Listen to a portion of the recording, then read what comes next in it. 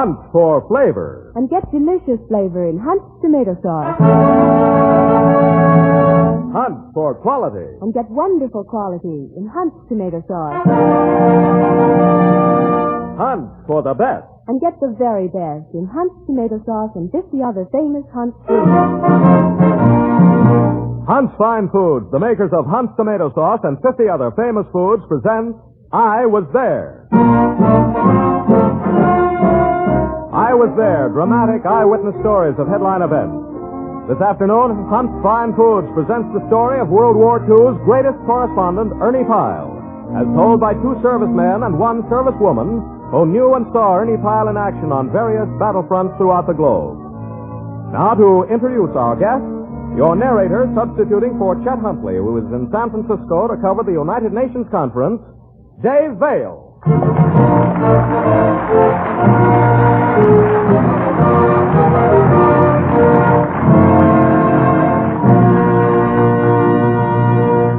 Thank you, and good afternoon, ladies and gentlemen.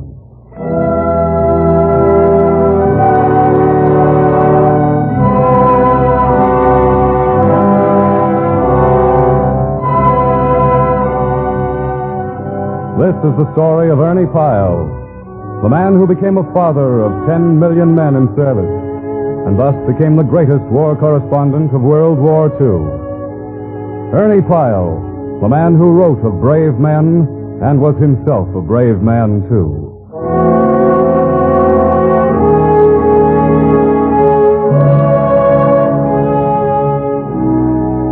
It happened in a ditch on a little island called Iwo-Jima, 4 miles off Okinawa and the Ryukyus. There it happened that a single Jap bullet went through the temple of a man, and thus a nation was moved to sorrow. A new president to humility, a military to tears. We were in the ditch together, Ernie and I, pinned down by a Jap machine gun. After a time, we stuck our heads up and the gun rattled again. I ducked. I looked around. Ernie lay dead beside me. It was at that moment that everything ceased, and all the sound and color and movement went out of this world. Nothing remained but a great silence, a great void. I don't remember what I did. The men tell me I picked up Ernie's hand, held it, and kept mumbling, "I'm sorry, old man. Gee, I'm sorry."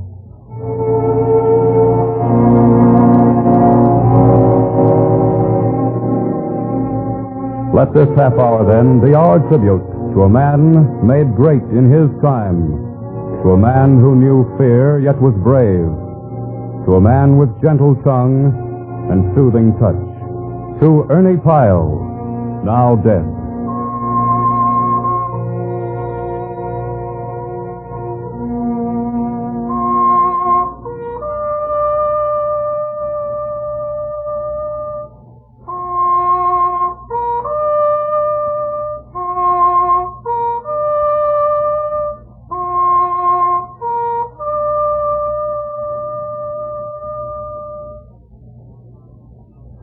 Ladies and gentlemen, there's no better way to give you an I Was There story of Ernie Pyle than through the eyes of the men and women who knew him on the fields of battle.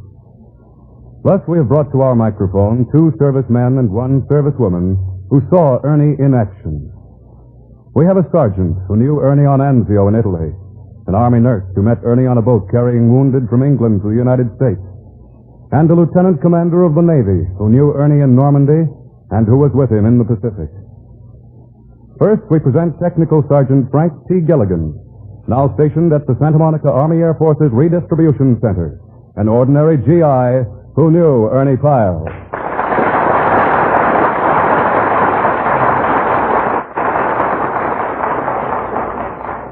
Yes, Mr. Vale, I knew Ernie on Anzio in Italy. I spent some time with him, sleeping in the same tent, sometimes rolled in the same blanket. I first met Ernie in Naples. I was standing alone, looking out the window of an apartment house where the war correspondents were quartered, when someone walked into the room. Well, we may as well know one another. My name's Ernie Pyle. I'm Gilligan, Frank Gilligan, but everybody calls me Pop. Glad to know you, Pop. I hear you're going up to the front with me tomorrow. Well, if it's okay with you, Ernie. Yeah, it's all right with me. But, well, Pop, it may be a little rough. You think I'm too old, eh? I'm only 48, Ernie. You're over 40 yourself. Yeah, Pop, you're right. We old guys got to stick together. I got an overcoat for you, Pop. Oh, but Ernie, It'll be cold up there. But I... Now, you take my overcoat, you'll need it. And don't answer me back.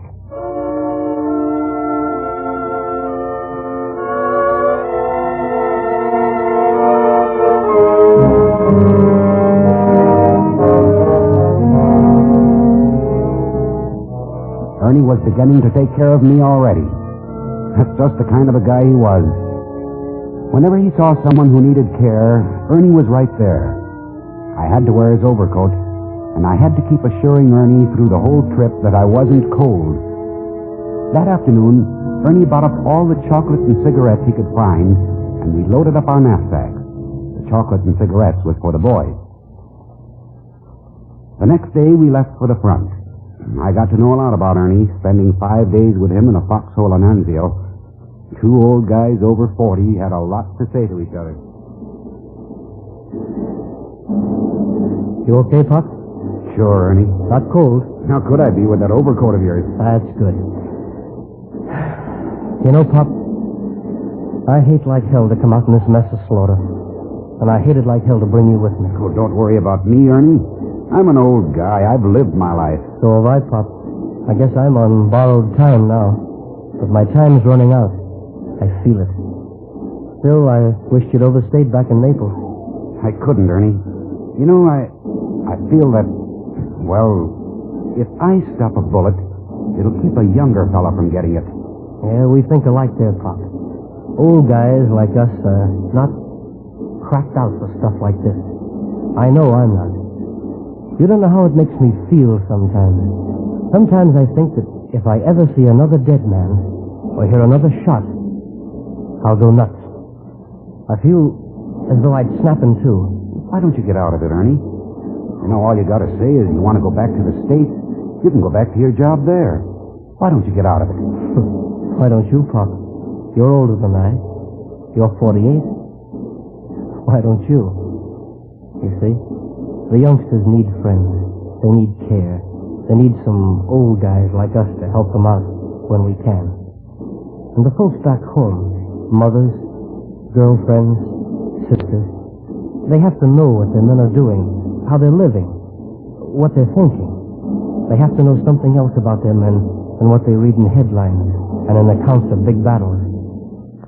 I guess, well, I feel that I can give them that. You can, Ernie. Better than anyone else out here. Thanks, Pop. Well, I'll see you, Pop. Hey, where are you going? Oh, there's some men around lying in their holes that... Well, you can't go out there, Ernie. That German It's fire... all right, Pop. Remember those knapsacks full of chocolate? That stuff's liable to melt if I don't get it passed out. But, Ernie, you can't crawl through that fire. It'll be okay. See you later, Pop.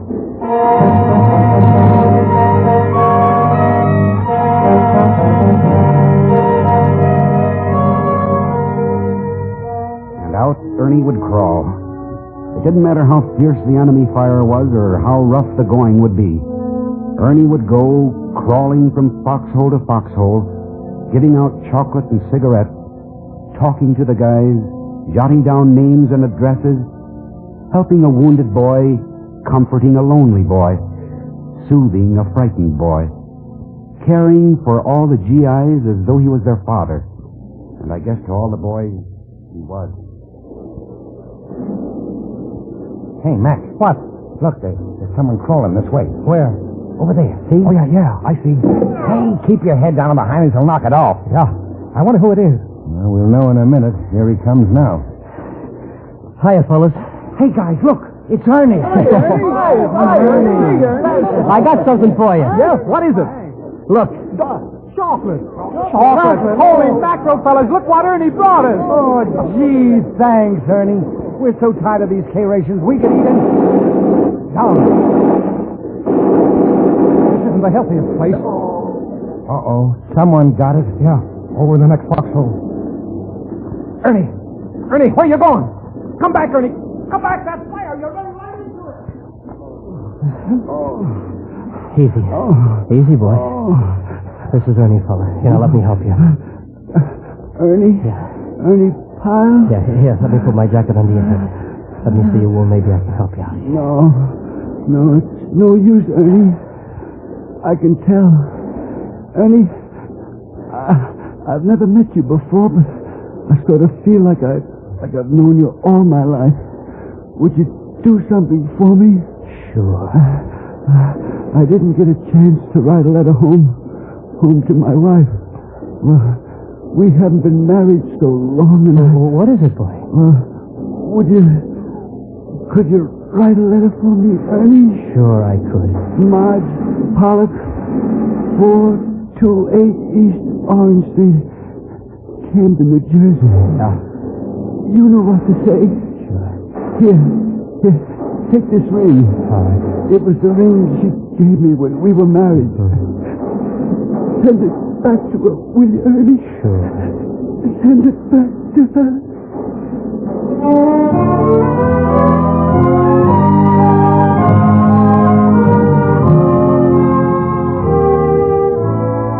And Ernie would write letters for the men, and he would send back remembrances. Sometimes he'd take a ring or a picture or something, and he'd promise to deliver it in person when he got back to the States. And the fellows knew that Ernie would keep his promise. Ernie was so very gentle with the wounded men. Once I saw Ernie make a leg hammock from his own scarf for a man who was wounded. Once at the front, a boy told Ernie his feet were cold, and Ernie removed the boy's soggy leather shoes and then took his own tattered GI blanket, tore it into strips, and wrapped the wounded boy's feet in it. On one trip back to Naples, Ernie carried a wounded boy in his Jeep and drove him to a house where nurses lived. It was late at night, and all the nurses had gone to sleep. Ernie woke them up to attend the wounded boy.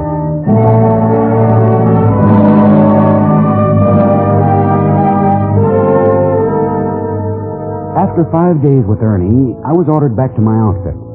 So Ernie gave me his Jeep to drive to the airport. I remember our last conversation. Well, Pop, I guess this is it. Yeah, Ernie. I'll see you again in the States, Pop, in New Mexico. Sure, Ernie. I'll be going back to the States soon, Pop. My paper wants me to go to France. But I don't think I'll do it. I know that if I ever get out on the front again, I'll get it. My time is up, Pop. I know it. No, I don't think I'll go to France, Pop. I don't think I'll go.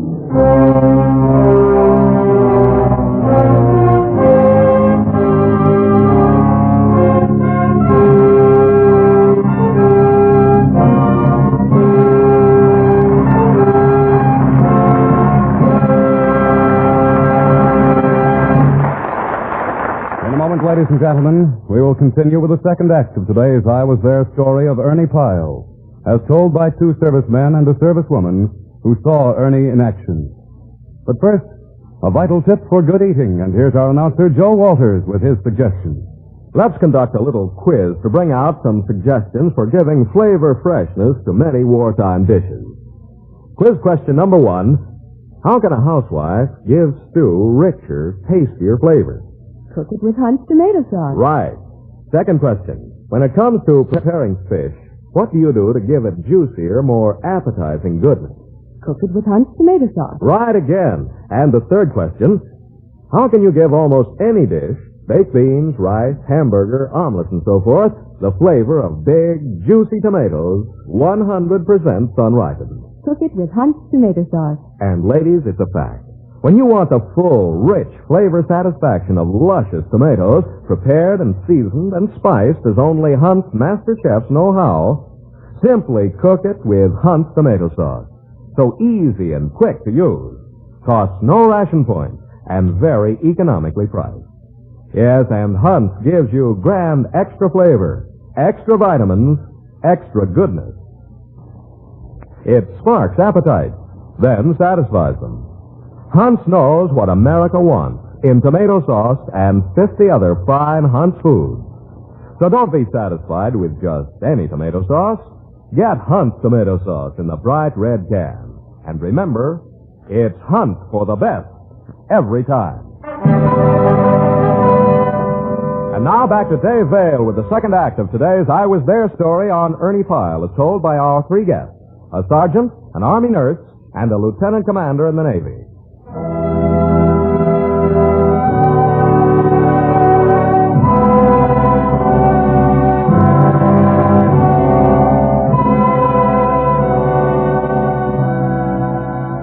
so, Sergeant Gilligan, when you last saw Ernie Pyle in Italy, he told you of his premonition of death and said that he wasn't going on to France? That's right, Mr. Vale. But, of course, Ernie went on to France anyway.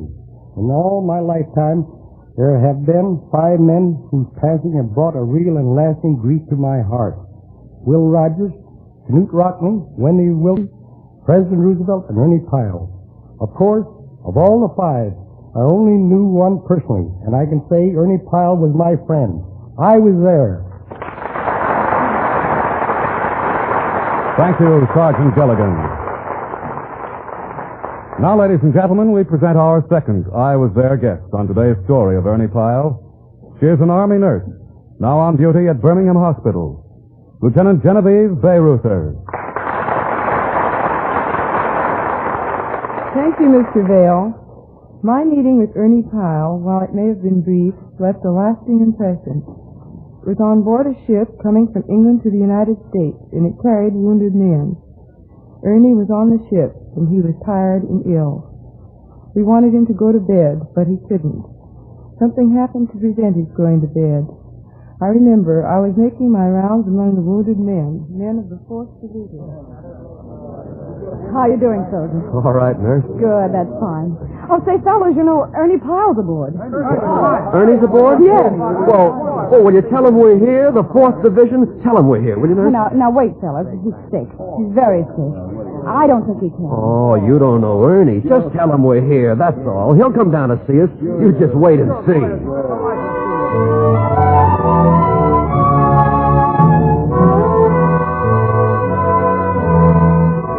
Well, I went up and told Ernie that the wounded men of the 4th Division were on board.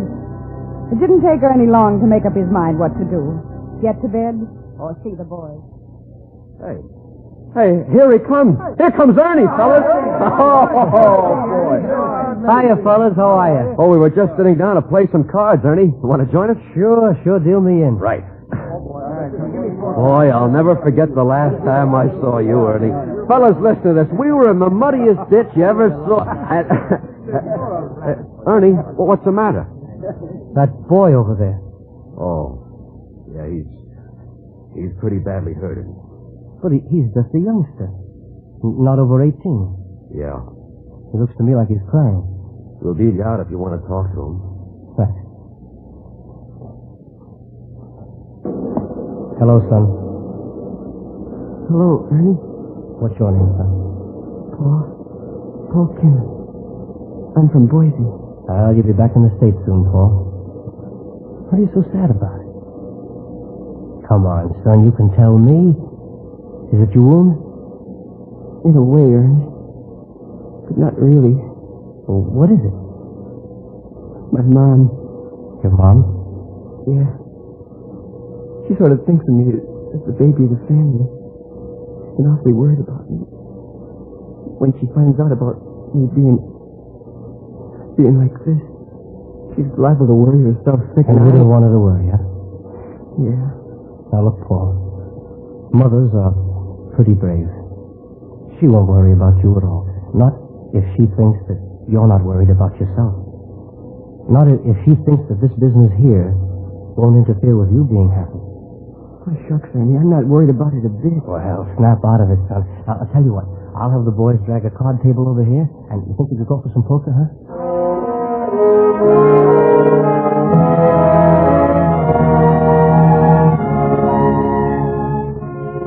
Yes, Mr. Vale. Ernie didn't rest a minute on that trip.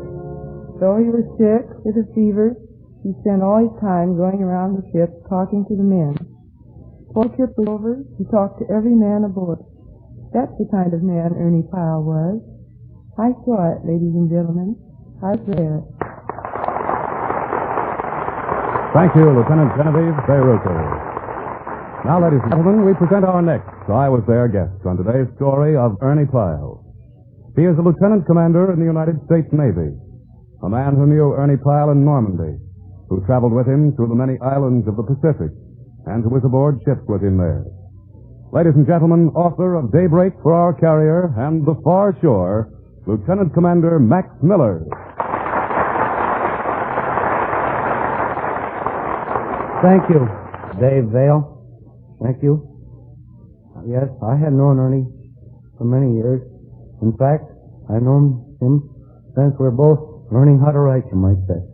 I've always watched, too, and admired the way he always stuck to the truth. I saw Ernie again on Normandy, of course. Now it's with the Navy, and he was with the Army, but we kept seeing each other. I remember how he used to talk, and certainly remember how he used to talk, and how he felt about the whole business of war. I hate it, Max. I hate war and everything connected with it. It's such a horrible waste. It's a terrible, useless thing. I know how you feel, Ernie. I also fear it, Max. Sometimes I feel as though I could never go out and face fire again. Sometimes I feel that just the sound of a bullet will crack me. I think I'll be leaving France soon. You know, Ernie, there's another war going on over in the Pacific. Gotta take a look at it. It's a honey. Yeah, it's an odd war, you know. Those Japs are like monkeys. I think after I leave France, I'll go over with the Navy and take a look at it.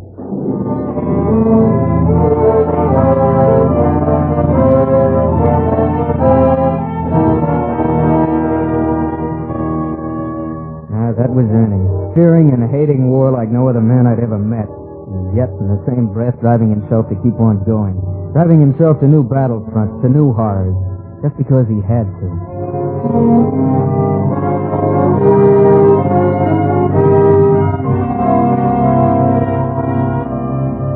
On the way over to the Pacific Islands, all of Ernie's friends, Fred Payton, the magazine correspondent who later died on Guam, myself, and everybody else who knew Ernie, urged him not to make any more landings. And, of course, Ernie made his promise. Don't worry about me, fellas. I won't make any landings. I promise.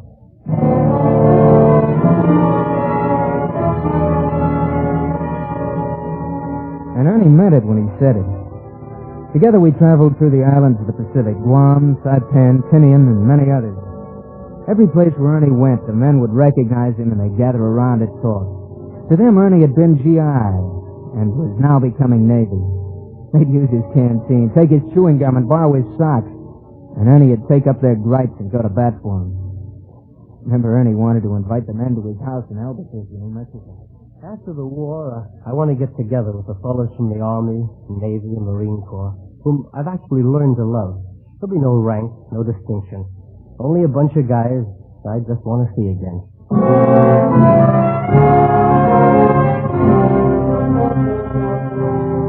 It was on the island of Guam where I last saw Ernie.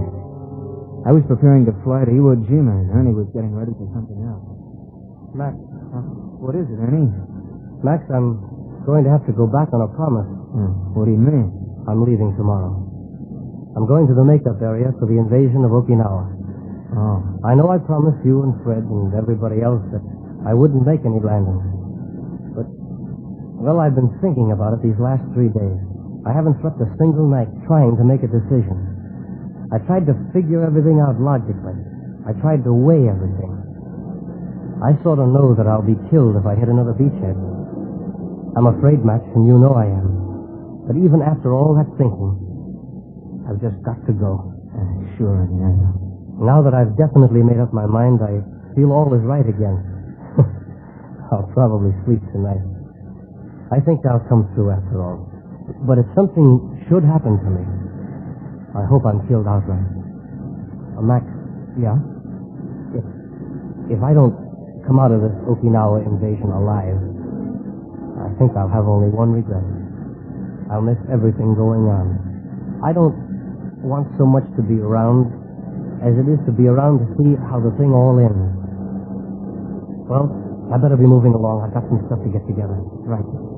Good luck, Ernie. Well, good luck to yourself. And by the way, Max, when you get back to the States, yeah, tell my wife that this Okinawa business will be my last landing.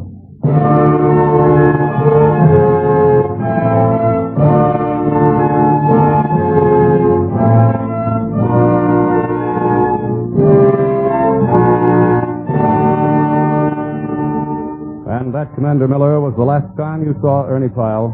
Yes, Mr. Vale. It was the last time. Ernie went to Okinawa to be with the Marines. He hadn't been with them before. Just the other day, of course, I received a letter from Ernie I believe one of the last letters he ever wrote. I could read you one line. Ernie wrote, quote, I've got a spooky feeling, Max. I've got a spooky feeling about it that I've been spared once more. And I would be asking for it to tempt fate again. So I'm going to keep my promise to you. I'm going to keep it, and to myself, that this will have been my last landing. End of quote. Well, it was. Ernie's dead now. But he's more alive in my mind than many people who presume they are living. So long, Ernie. Gee, we don't know what we'll do without you. See you later, Ernie. See you later, G.I. We're going to miss you, boy. Don't think we're not. Losing you is like losing our second father. Hey, Ernie, you're going to run into a lot of our old buddies now. Say hello to them for us, will you? And take care of them like you always used to do.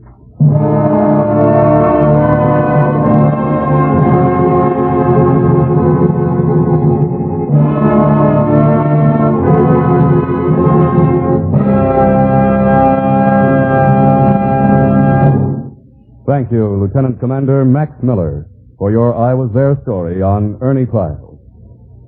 We wish also to thank Army Nurse Lieutenant Zay Ruther and Sergeant Frank Gilligan. Now, to add greater pleasure to your eating, here's your announcer, Joe Walters, with a suggestion. No woman objects to being talked about this way. Now, isn't Janet amazing? I mean, the way she can cook.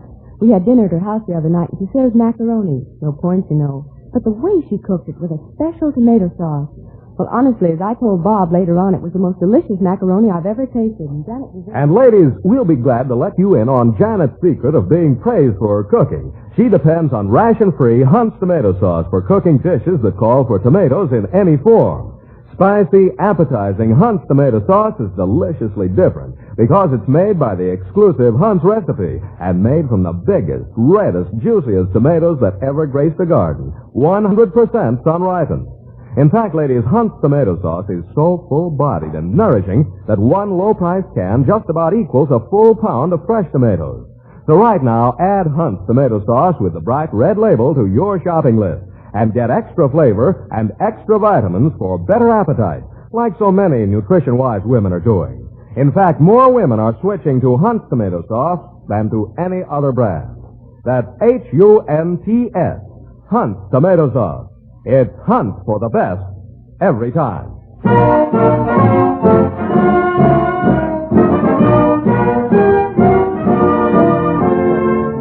I Was There, presented each Sunday at this time by Hunt's Fine Foods, is directed by Robert Hafter with music by Lud Gluskin. Story dramatized by Larry Roman. Your narrator was Dave Vale. This is Joe Walters speaking.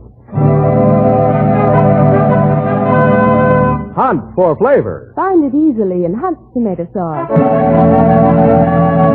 Hunt for quality. Get it always in Hunt's tomato sauce. Hunt for the best. And be sure of the best by asking for Hunt's tomato sauce and 50 other famous Hunt foods. This is CBS, the Columbia Broadcasting System.